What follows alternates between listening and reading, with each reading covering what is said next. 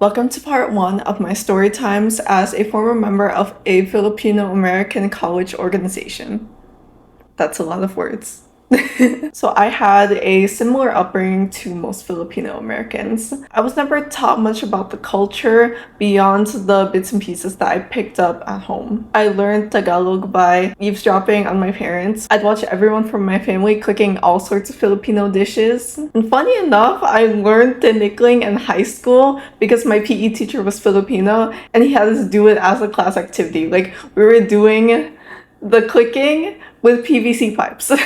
I was never part of any Filipino communities growing up. Naturally, as I grew older, I became more and more curious about my cultural identity. I was searching for a community of people like myself who were also in that stage of their lives.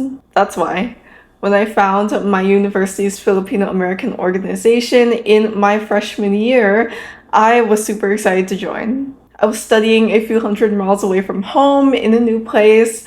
I was in a new stage of my life, and I just thought that all of this was coming together so perfectly. Like, I'm in my college era, and I get to be a part of something that I had always been searching for. I saw them tabling during the club fair. I came up to them, we chatted for a bit. They seemed nice enough, so I went to the first meeting of the year.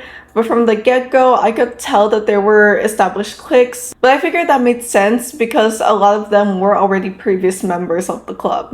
I had like an inkling, but I didn't think too much of it. I got to meet the current members and also the freshmen that were joining at the same time as me. I definitely connected better with certain people than others, but overall, I felt pretty welcomed. Then soon after, they host a party, like a party.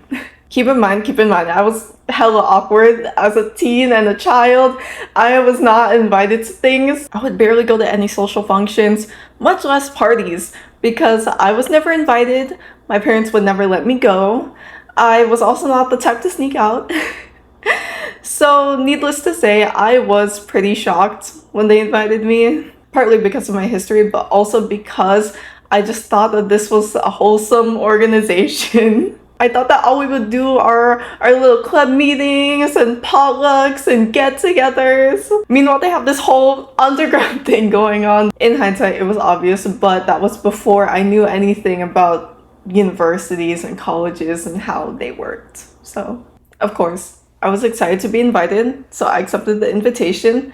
The party rolls around, and let's just say I made some very interesting observations that night. Stay tuned for part two.